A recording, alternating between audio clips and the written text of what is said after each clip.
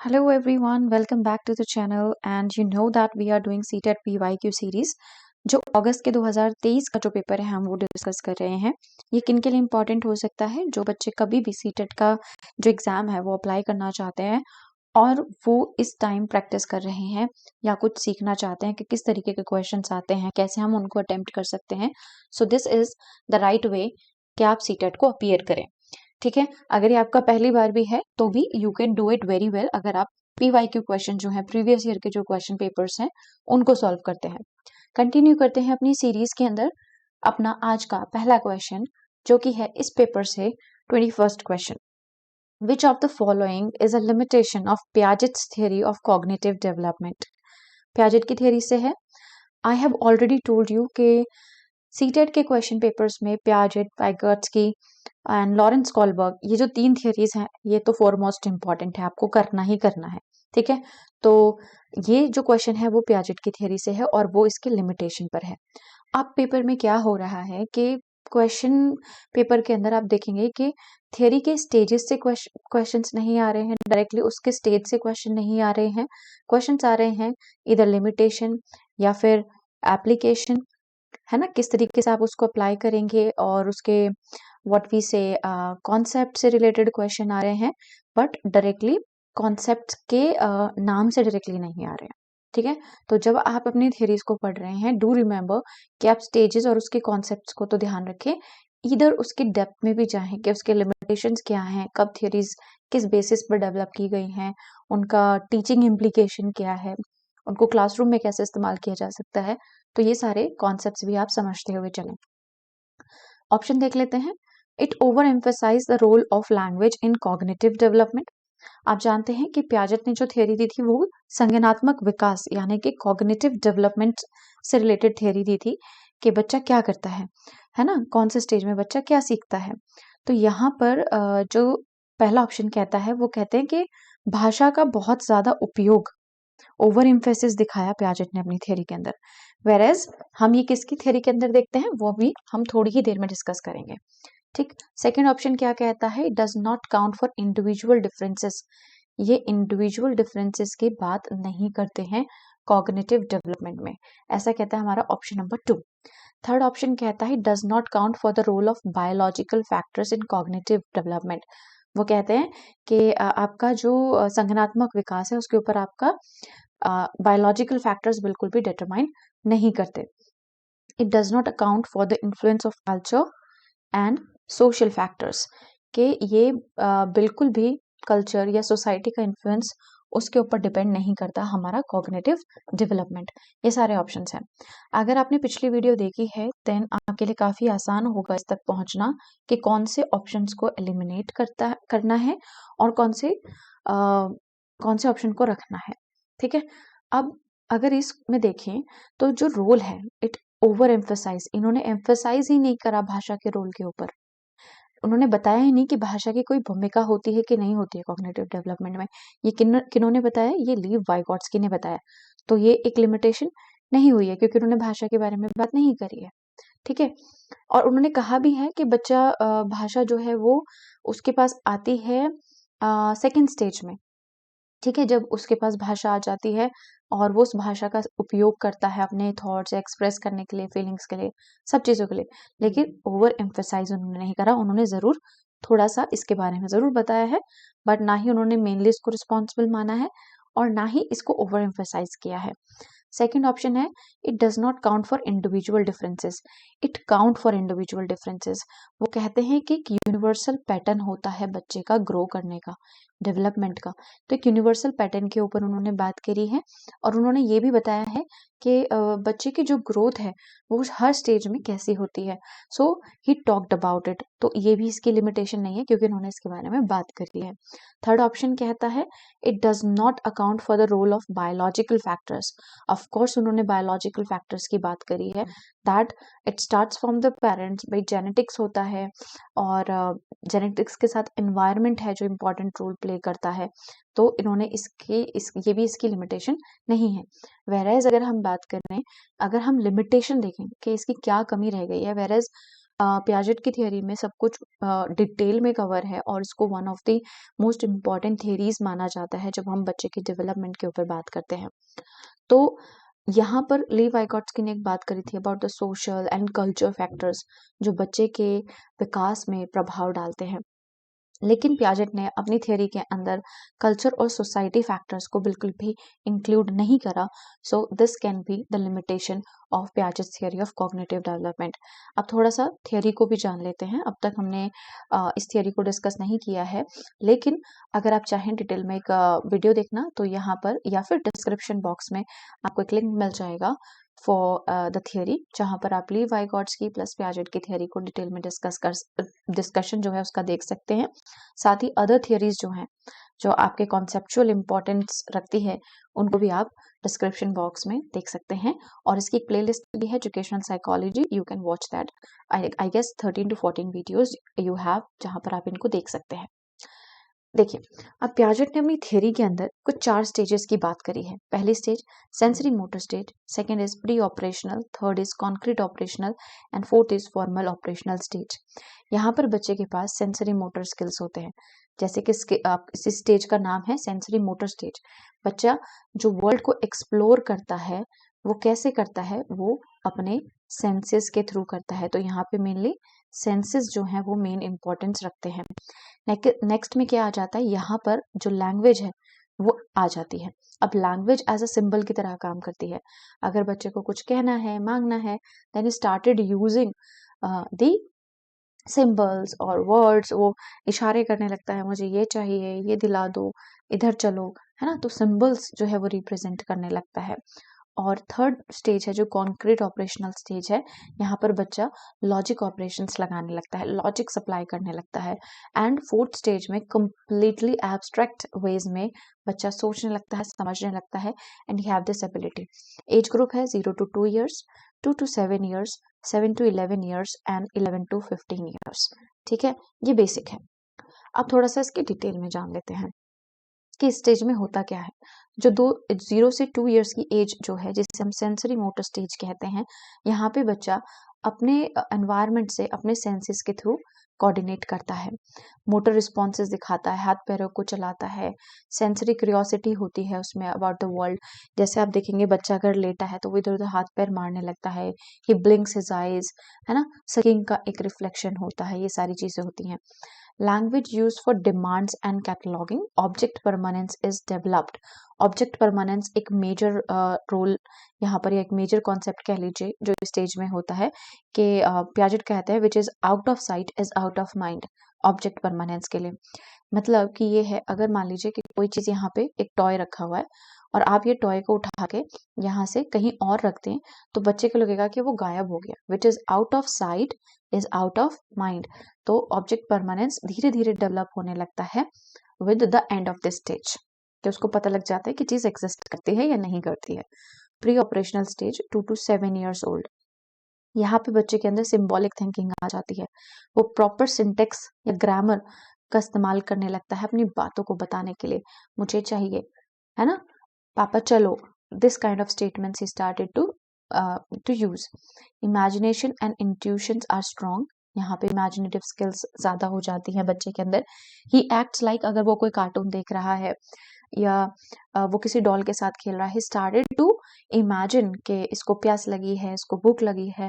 That kind of imagination child develops, but complex abstract thoughts जो हैं वो अभी भी नहीं कर पाता है। कॉन्वर्जेशन धीरे धीरे डेवलप होने लगती है, वर्ड जो है उसके पास आने लगते हैं। Started using 2 to 3 sentence of 2 to 3 word sentence and later on वो भी डेवलप हो जाता है by the end of this stage.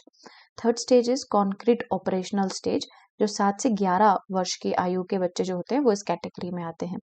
यहाँ पर बच्चा कॉन्सेप्ट्स को अटैच करने लगता है किसी कॉन्क्रीट सिचुएशन से, जैसे टाइम, स्पेस, क्वांटिटी, इन सबको समझने लगता है कि 1 लीटर दूध है, 1 किलो शुगर है।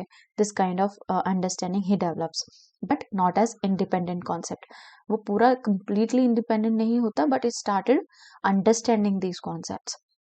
फिर आता है फॉर्मल ऑपरेशनल स्टेज, जहाँ पे 11 वर्ष से बड़े बच्चे जो हैं वो इसमें शामिल होते हैं। बच्चा यहाँ पर कंप्लीटली रीजनिंग करने लगता है, एब्स्ट्रैक्ट लॉजिक लगाने लगता है, हाइपोथेटिकल थिंकिंग, थ्योरेटिकल थिंकिंग, सारे factual based thinking, strategy, planning, सब कुछ यहाँ पर बच्चा जो है वो करने लगता है। कॉन्सेप्ट सीखने लगता है किसी कॉन्टेक्स्ट में और दूसरे कॉन्टेक्स्ट में उसको अप्लाई करने लगता है।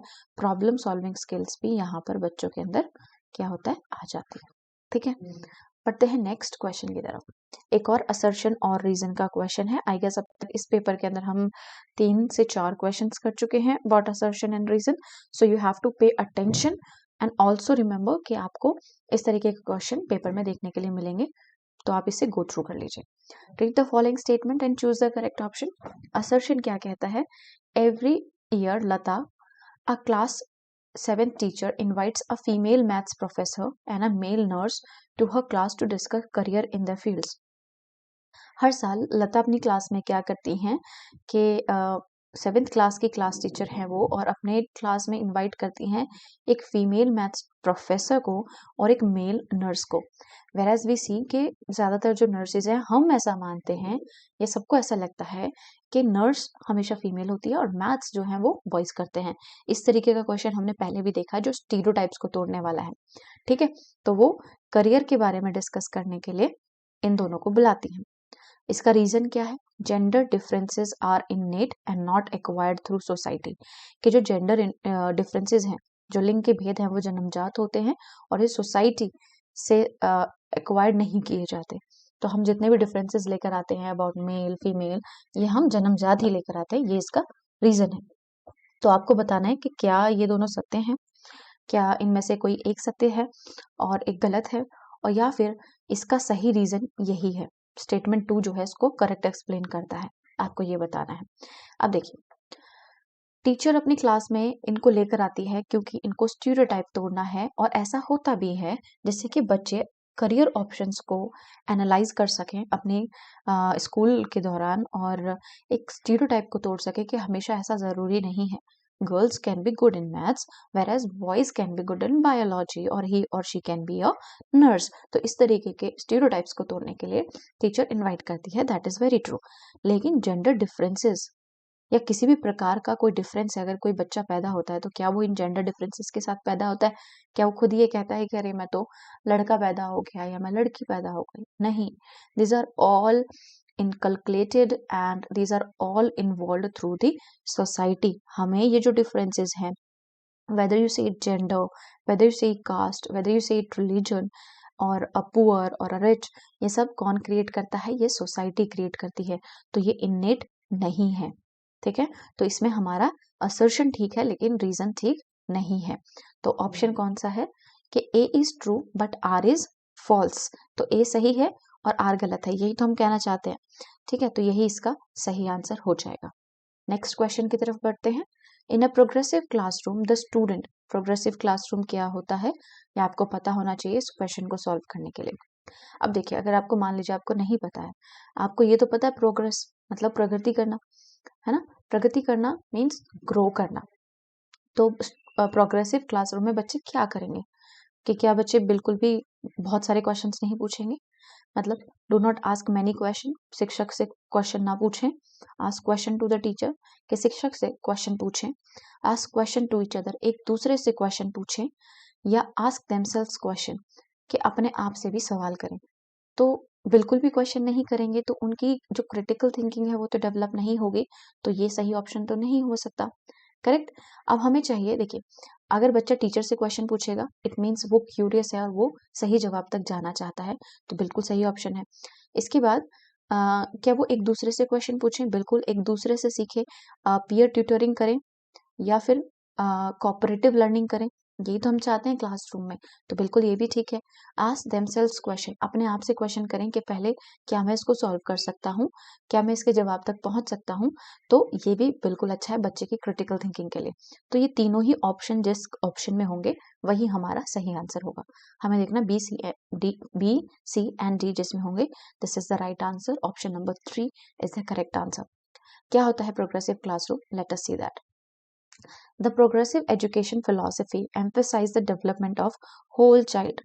बच्चे का जो विकास है वो होलिस्टिक हो, पूर्ण तरीके से, चाहे वो फिजिकल हो, इमोशनल हो या इंटेलेक्चुअल हो। Learning is based on the individual differences.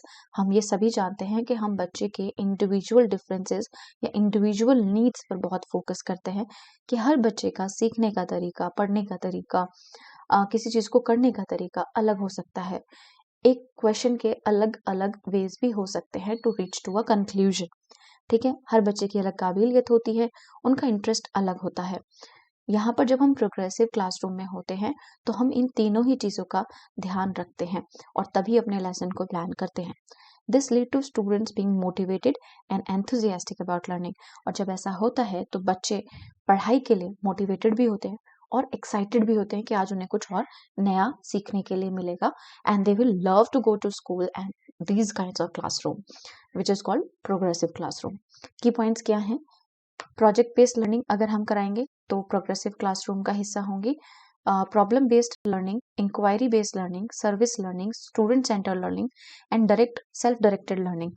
यहाँ पर बच्चा क्या करते हैं, इन सब में अपने आप को इन्वॉल्व करते हैं और एक दूसरे के साथ कोलैबोरेट करते हैं, कोऑपरेट करते हैं और तभी सीखते हैं। अगर आपने बच्चे को कोई प्रोजेक्ट दिया है तो बच्चा क्या करेगा, अपने ग्रुप के साथ डिस्कशन करेगा, चीज़ों को एनालाइज करेगा, बाहर जाएगा, इंटरेक्शन होगा and then he will learn. ठीक है, इसी तरीके से प्रॉब्लम बेस्ड लर्निंग है, इंक्वायरी बेस्ड लर्निंग है, सर्विस लर्निंग है, स्टूडेंट सेंटर्ड लर्निंग है एंड सेल्फ डायरेक्टेड लर्निंग है। एक सेपरेट वीडियो में हम इन सभी को कवर करने की कोशिश करेंगे, पर अभी के लिए इस क्वेश्चन में सिर्फ इतना ही डिस्कस करेंगे। नेक्स्ट क्वेश्चन की तरफ बढ़ते हैं। Expectations associated with being male or female are referred to as, and these are learned dash. पुरुष या महिला होने से जुड़ी अपेक्षाओं को डैश कहा जाता है और इन्हें डैश से सीखा जाता है। कि इन्हें हम क्या कहेंगे, मेल और फीमेल जेंडर रोल्स कहेंगे। Through out childhood and into adulthood, के हम इनको कब सीखते हैं, चाइल्डहुड में और अडल्टहुड में सीखते हैं। फोर्थ ऑप्शन है जेंडर कंसिस्टेंसी कहेंगे। तो कंसिस्टेंसी कहेंगे कि इनिशियली ड्यूरिंग अडोलेसेंस में हम इसको सीखते हैं, किशोर अवस्था के दौरान सीखते हैं। जेंडर स्टीरियोटाइप कहेंगे, लैंगिक रूढ़वादिता कहेंगे कि केवल हम इसे मध्य बचपन के दौरान सीखते हैं, मतलब बाल अवस्था के दौरान सीखते हैं। इसे जेंडर बायस कहेंगे जो हम चाइल्डहुड के दौरान सीखते हैं। देखिए, इस तरीके के क्वेश्चन को आप जनरली क्लियर कर सकते हैं। आपको एक स्पेसिफिकली जेंडर स्टीरियोटाइप्स या बायसेस को पढ़ने की इसमें जरूरत नहीं होती, because we all live in the society and by this age जब हम सीटेट दे रहे होंगे we have this much ability कि हम इस तरीके के क्वेश्चन को अपने कॉमन सेंस और अपनी नॉलेज से सॉल्व कर सकते हैं। देखिए, मेल और फीमेल होना क्या कहलाता है, ये हमारे क्या है, ये हमारी भूमिकाएं हैं। किस प्रकार की, जेंडर भूमिका। ठीक है, जेंडर से रिलेटेड रोल्स हैं और इन्हें हम कब सीखते हैं, जब हम बच्चे को क्लासरूम में लेकर जाते हैं तो हम कहते हैं कि बॉयज एक लाइन बनाएंगे और गर्ल्स एक लाइन बनाएंगे। ठीक है, जो गेम होगा वो दोनों ही टीम से अलग अलग जो मेंबर्स हैं या प्लेयर्स हैं वो सेलेक्ट किए जाएंगे। जब हम इस तरीके की बात करते हैं तो चाइल्डहुड में बच्चा उस दौरान होता है और हम ये चाइल्डहुड से ही शुरू कर देते हैं, गर्ल्स की अलग रो, बॉयज की अलग row and it continues into adulthood. ठीक है, ये चलता रहता है इन ईच स्टेजेस। तो चाइल्डहुड में हम इसको इंट्रोड्यूस कर देते हैं। तो I guess this is a right answer कि ये क्या होते हैं, लिंग भूमिकाएं हैं और ये बचपन से और किशोर अवस्था तक ये चीजें सिखाई जाती है। इनफैक्ट ये कंटिन्यू रहती है थ्रू आउट लाइफ स्पैन। ठीक है, तो this is a right answer. Next question की तरफ बढ़ते हैं। Which of the following views about intelligence supports the respectful consideration of diversity among learners. आप देखेंगे जो क्वेश्चंस पूछे जा रहे हैं ये आपके एक जनरल एजुकेशन या आप कहें एक general understanding of the society and the classroom से रिलेटेड है। इस क्वेश्चन में हमारे क्या व्यूज हैं कि हम बच्चे को डाइवर्सिटी जो है बच्चे की उसको समर्थन करने के लिए उसकी किस प्रकार की इंटेलिजेंस जो है वो उसको सपोर्ट करती है। ठीक है, या बुद्धि के बारे में निम्नलिखित में से कौन सा विचार शिक्षार्थियों के बीच विविधता के सम्मानजनक विचार का समर्थन करता है। ठीक है, ऑप्शन देखते हैं। Intelligence is not influenced by environment factor, कि इंटेलिजेंस एनवायरमेंटल फैक्टर से इन्फ्लुएंस नहीं होती है, ये गलत है। जब हम अपनी साइकोलॉजी में पढ़ते हैं तो हम देखते हैं कि इंटेलिजेंस या बच्चे का डेवलपमेंट भी एनवायरमेंटल प्लस हेरिडिटी फैक्टर से इन्फ्लुएंस्ड होता है। Next option, it is not influenced by genetic factors. हमने अभी तो डिस्कस किया कि जेनेटिक फैक्टर्स या heredity factors plus environmental factors, जिसे नेचर वर्सेस नर्चर का एक कॉन्सेप्ट है जो हम पढ़ते हैं, उसमें हम ये चीज पढ़ते हैं, तो ये भी गलत है कि इसका इन्फ्लुएंस होता है। IQ test are the only measures of intelligence. क्या सिर्फ IQ टेस्ट ही इकलौता मेजर है इंटेलिजेंस को नापने का? This is not correct. There are many test जो इंटेलिजेंस को टेस्ट करने के लिए यूज किए जाते हैं, ठीक है। And there are multiple type of intelligence, जैसे कि आपका इमोशनल क्वेश्चन हो जाता है, आपका SQ हो जाता है। These are the other ways of intelligence या अदर फैक्टर्स ऑफ इंटेलिजेंस जिसे हम टेस्ट करते हैं अलग अलग वेज से। फोर्थ ऑप्शन है intelligence is multi dimensional and can change over time. कि मल्टी डायमेंशनल है, जैसे कार्डनर ने अपनी थ्योरी में दिया है, या अदर इंटेलिजेंस थ्योरीज जो आई हैं, दे टेल अस कि इंटेलिजेंस जो है वो बहुआयामी होती है या मल्टी डायमेंशनल होती है, और समय के साथ it can change. You can have a perfect example of this कि रिसेंटली एक मूवी आई थी दैट इज 12th फेल। उसमें क्या होता है कि बच्चा जो है वो एक पिछड़े वर्ग से होता है, लाइक पिछड़ा वर्ग का कहने का यहाँ पे मतलब है फ्रॉम अ विलेज, और जहाँ पे बहुत सारी फैसिलिटीज नहीं होती, लेकिन जब उसकी बुद्धि होती है तब वो अलग होती है, व्हेन ही मैच्योर्स तब अलग होती है। इट मीन्स एनवायरमेंटल फैक्टर्स होते हैं, ठीक। वेराज जब वो बड़ा हो जाता है, ही क्लियर्स UPSC एग्जाम, तो वी कैन से कि it can change over time, इन मल्टी डायमेंशनल होती है and it can change over time. So this is our right answer, correct? So with this I would like to end this video and would like to see you in other video जो हम upcoming next questions करेंगे। So thank you so much for watching this video. और आज हमने सीखा about Piaget की theory, जिसको आपको डिस्कस करना है बाद में, और आपने सीखा अबाउट डाइवर्सिटी, ठीक है। आपने सीखा अबाउट सम इंटेलिजेंस, है ना। लेकिन इन टॉपिक को आप डिटेल में भी डिस्कस करेंगे और घर पे पढ़ेंगे। और एक और हमने कॉन्सेप्ट किया, प्रोग्रेसिव क्लासरूम, ठीक है, प्रोग्रेसिव क्लासरूम। अब आपको क्या करना है कि आप घर पर बैठकर इन तीनों ही या चारों कॉन्सेप्ट्स को आप अपने घर पे बैठ के you try to find out, search कीजिए गूगल पर और इनके बारे में थोड़ा थोड़ा पढ़िए। आप इससे गो थ्रू हो जाएंगे और फैमिलियर हो जाएंगे। जब आप एग्जाम में बैठेंगे तो आप इनसे लॉजिक लगा पाएंगे और आराम से अपने क्वेश्चन के आंसर दे पाएंगे। So I hope that this is very helpful to you. अगर आपको वीडियो पसंद आई हो, प्लीज लाइक करके जाइएगा and do share it with your friends and do not forget to subscribe the channel. Please करके जाइएगा। I will see you in other videos. Thank you so much for watching.